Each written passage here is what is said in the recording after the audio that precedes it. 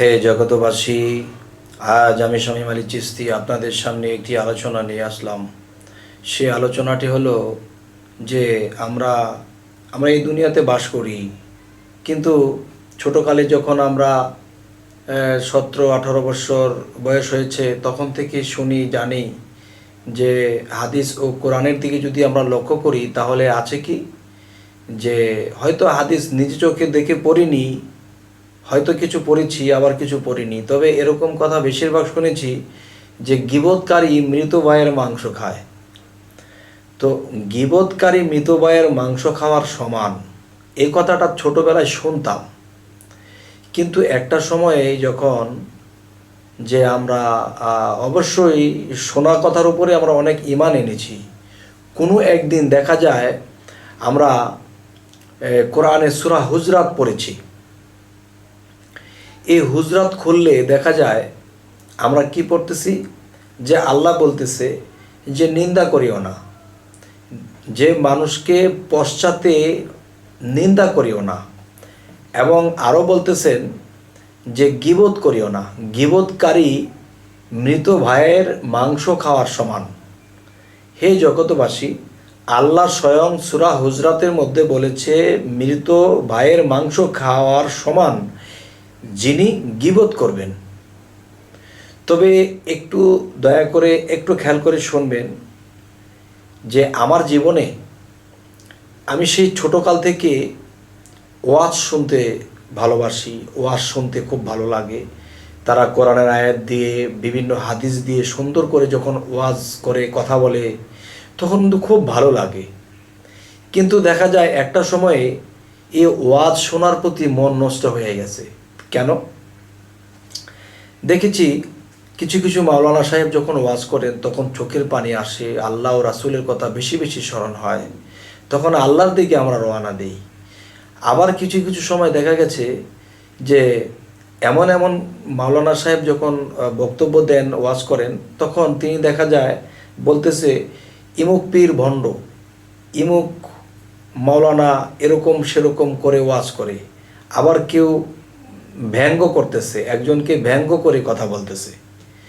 তাহলে যে আল্লাহ কোরআনে বললেন যে গীবতকারী মৃত ভাইয়ের মাংস খায়, তো আমি যদি কারো কোনো দোষ দেখি, সে পীর হোক সে যেই হোক, আমি তার সামনে গিয়ে বলবো বাবারে আপনি যে এই কাজটা করেছেন এটা ভালো না, এই কাজটা করলে ভণ্ড বলে মানুষে, এই কাজটা করলে খারাপ, এই জিনিসগুলো শিক্ষা দিলে শিক্ষা নিলে এখানে মানুষ ভালো বলে না, আল্লাহও ভালো বলে না, তাহলে এগুলো করবেন না বাবা।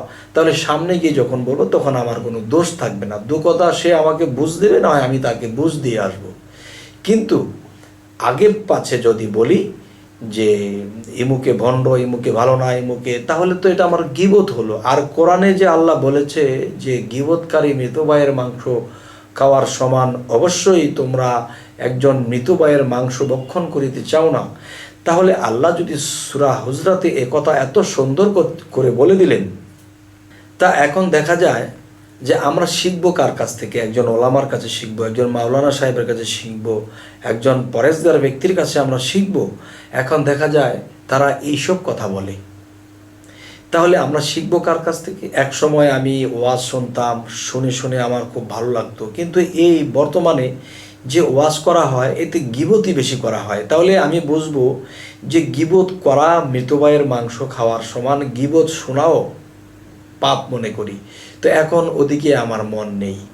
যাই হোক, আল্লাহর কাছে যখন ফরিয়াদ করেছি যে হে আল্লাহ, তোমার সত্য পথ, তোমার সত্য পথের দিশারি আমাকে দাও, তখন আল্লাহর কুদরত হতে আল্লাহ আমাকে একদিন কি করলেন, একজন মুর্শিদের কাছে নিয়ে গেলেন। যে কোনো ওছিলায়, যে কোনো কারো ওছিলায় হোক, আমি আমার মুর্শিদ কেবলা আরশাদুল্লাহ চিশতি, আমার এই মুর্শিদকে আমি পেয়েছি, আমি তাকে দেখেছি।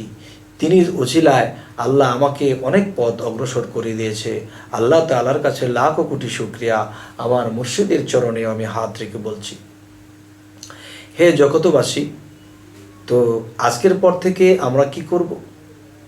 যে কারো গীবত শুনবো না, কারো গীবত করব না, মৃত ভাইয়ের মাংস ভক্ষণ করব না। আচ্ছা, তাহলে যদি দেখি কেউ গীবত করতেছে, আমরা তাকে মাথায় হাত বুলিয়ে বলবো, বাবা কারো গীবত করা ভালো নয়। তো এরপরেও যদি সেই লোকটি না মানে, না বুঝতে চায়, তখন আমরা এই জায়গা থেকে পলায়ন করব। কেননা এখন নয় আর যুদ্ধ, কেননা আমরা যদি যুদ্ধ করি, তাকে মারধর করি, তাহলে সেই জিনিসটা আরেক দিক চলে যাবে। শেষে আল্লাহ হযরত মুহাম্মদ সাল্লাল্লাহু আলাইহি সাল্লামকে বলেছেন যে, হে দোস্ত, আপনার বলা আপনি বলুন, যদি কেউ না শোনে, কেউ না মানে, তাহলে সেটার খেসারত সে দেবে এবং আমি হেদায়েতের মালিক। সে যদি হেদায়েত প্রাপ্ত হয় আপনার কথাতেই হবে, আর যদি বকাঝকা করা হয়, আর যদি তাকে মারপিট করা হয়, তাহলে সে পথে আসবে না। সুতরাং আপনার বলা আপনি বলে যান। তাহলে হযরত মুহাম্মদ সাল্লাল্লাহু আলাইহি সাল্লাম এই দেহ ত্যাগ করে চলে গেছেন, কিন্তু এখন দেহ ত্যাগ করে তার আত্মাটা কোথায় আছে? তার আত্মাটা এখনও উলিয়াদের মধ্যে বিরাজমান আছে।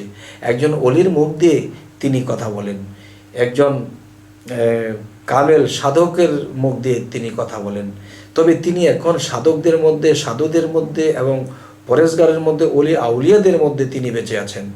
একজন আউলিয়াকে যদি আমি সেবা করি, তাহলে মনে করতে হবে আমি রাসূলকে করলাম, আর যখন রাসূলকে করলাম, মনে করতে হবে আমি আল্লাহকেই করলাম। হে জগতবাসী, ছোট ভিডিও করলে অনেকেরই ভালো লাগে, যে বড় ভিডিওটা দেখতে সমস্যা হয়, তো আজ ছোটোখাটো ভিডিও করলাম। তো আমাদের আলোচনা যদি আপনাদের ভালো লাগে, তো অবশ্যই সাবস্ক্রাইব করুন এবং বাকি ভিডিওগুলো আপনাদের কাছে পৌঁছে যাবে। তো আজ এ বলেই রাখছি, সকলেই ভালো থাকবেন। আল্লাহ হাফিজ।